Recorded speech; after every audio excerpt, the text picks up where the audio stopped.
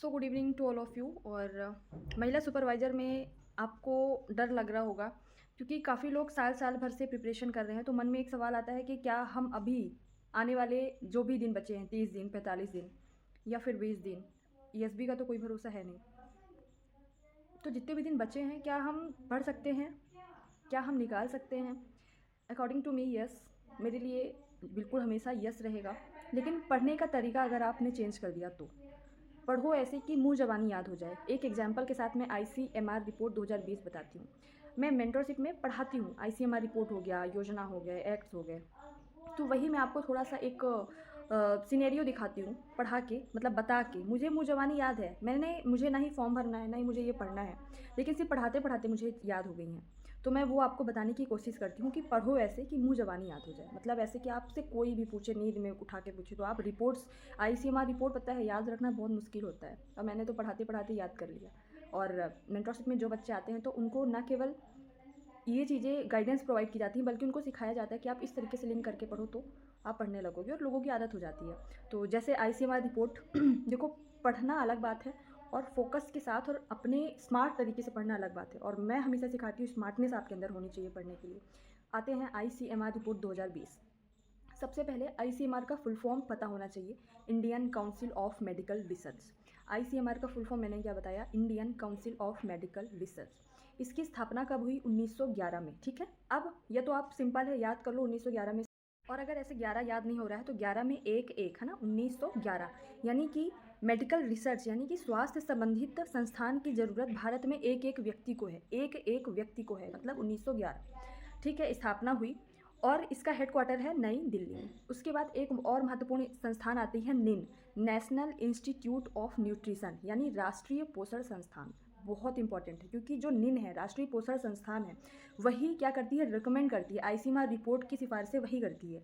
तो राष्ट्रीय पोषण संस्थान, इसका हेडक्वार्टर कहाँ है? हैदराबाद में है। ठीक है, इसकी स्थापना कब हुई? 1911 की। हमने आईसीएमआर की कब देखी? 1911 में। और उसमें 7 और जोड़ दो तो 1918 में किसकी हुई है? निन की, या राष्ट्रीय पोषण संस्थान की स्थापना हुई है। हैदराबाद में इसका हेडक्वार्टर है। अब आते हैं 2020 के आईसीएमआर की रिपोर्ट की, 2020 के कुछ इंपॉर्टेंट डाटा में। सारा तो मैं नहीं बता पाऊंगी, क्लास में मैं सारा बताती हूँ, सब कुछ बताऊंगी, लेकिन यहाँ पे ऐसे इतनी बड़ी वीडियोस बनाना पॉसिबल नहीं होता है। आज मैं थोड़ा सा फ्री थी तो मुझे लगा कि बना के आपको एटलीस्ट समझा दो किस तरीके से पढ़ोगे तो आप डेफिनेटली आप एग्जाम को क्रैक कर सकते हो। अब क्या करना है कि सबसे पहले आपको ये देखना है कि पर डे के हिसाब से कितने ग्राम अनाज, कितने ग्राम पल्स या दाल, वेजिटेबल्स, मिल्क या कर्ड, और कितनी किसकी ज़रूरत पड़ती है एक इंसान को, है ना। आईसीएमआर रिपोर्ट 2020 के अकॉर्डिंग मैं बता रही हूँ। तो सबसे पहले अनाज है, अनाज मतलब कि दाना। अनाज की ज़रूरत पड़ती है 250 ग्राम पर डे। अब मैंने क्या कैसे लिंक करके बताया है कि हम भारत के लोग, इतना अनाज नहीं है, हालांकि अनाज बहुत होता है, सरप्लस में होता है, लेकिन मैं जो कुछ भी बता रही हूँ सिर्फ लिंक करने के लिए बता रही हूँ, वास्तविकता से कोई लेना देना नहीं है। तो हम भारत के लोग, इतना हमारे पास पैसा नहीं होता है, इसीलिए सिर्फ हम एक पाव, दिन भर में सिर्फ एक पाव अनाज ही इकट्ठा कर पाते हैं। एक पाव मतलब 250 ग्राम।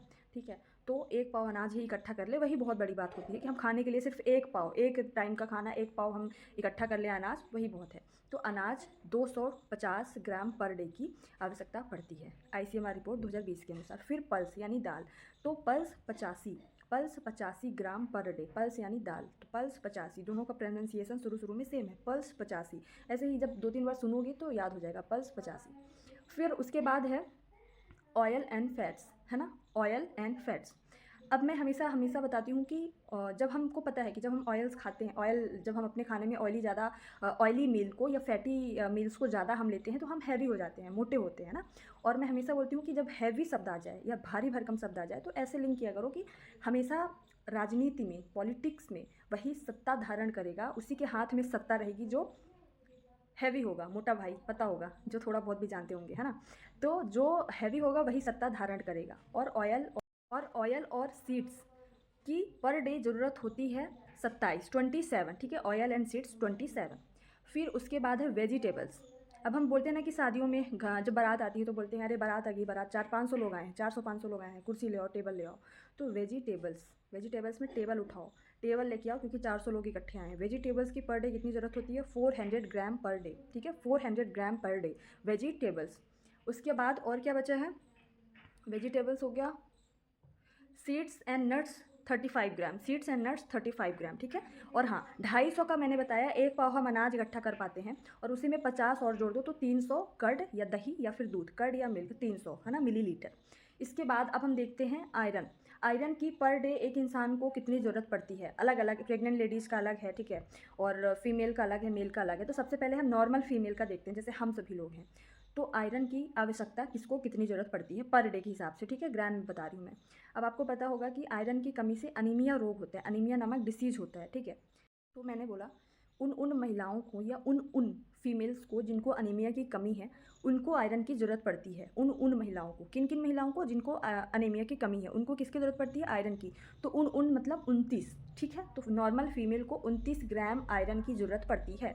अब हम सबको पता है कि फीमेल्स को हर मंथ पीरियड्स होते हैं, ब्लीडिंग होती है, इसलिए उनको ज़्यादा, ऑब्वियसली ज़्यादा आयरन की ज़रूरत पड़ती है, ज़्यादा हीमोग्लोबिन की ज़रूरत पड़ती है। वहीं मेल्स को थोड़ा सा कम, थोड़ा सा कम कितना, 29। तो नॉर्मल महिलाओं के लिए, नॉर्मल फीमेल्स के लिए, उन महिलाओं है ना नॉर्मल, और उससे 10 घटा दो यानी 19 मेल्स के लिए, ठीक है। प्रेग्नेंट लेडीज़ के लिए थोड़ा सा ज़्यादा, ऑब्वियसली प्रेग्नेंट हैं तो उनको ज़्यादा आयरन की ज़रूरत पड़ेगी।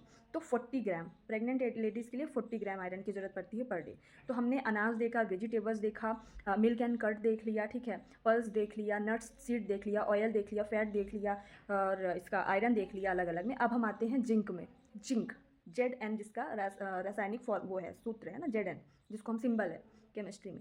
तो जिंक है ना, वो बहुत केमिकल रिएक्शंस उसके बहुत खतरनाक होते हैं, कभी कभी आपने केमिस्ट्री में देखा होगा, ऑब्वियसली ये सब आपको पता होंगी थोड़ी थोड़ी चीज़ें। अब जिंक का यूज अगर पुरुष करे, मेल, एक लिंक करने के लिए बता रही हूँ कि वैसे ही जो मेल का जो माइंड है थोड़ा सा तिगड़म वाला होता है, उपटांग वाला, है ना, कि हम किसी को भी कहीं पे यूज कर देते हैं। तो जब वो करेंगे तो वो खतरा उत्पन्न होगा वहाँ से, है ना, खतरा मतलब 17। तो जिंक की पर डे कितने ग्राम मात्रा पुरुषों में ज़रूरत होती है या चाहिए रहता है, 17 ग्राम पर डे, और फीमेल में 13.5, फीमेल में 13.5, ठीक है। उसके बाद प्रेग्नेंट लेडीज़ में 14, प्रेग्नेंट लेडीज़ में 14, एंड जो फीडिंग कराती हैं, जो बच्चों को स्तनपान कराने वाली महिलाओं को 14.5, ठीक है, जिंक का हो गया है। अब आते हैं कैल्शियम में। कैल्शियम की किसको कितनी ज़रूरत पड़ती है, तो ऐसे लिंक करने के, देखो सबसे पहले तो आपको ये पता होना चाहिए कि दांत में, हमारे जो दांत होते हैं उसमें कैल्शियम, उसकी दांतों की सुरक्षा के लिए कैल्शियम बहुत एक इम्पॉर्टेंट मिनरल है हमारे बॉडी में, हड्डियों के लिए और हमारे दांतों के लिए, ठीक है। अब दांत मतलब हम हंसते हैं तो दांत दिखते हैं हमारे, नॉर्मल है, ठीक है।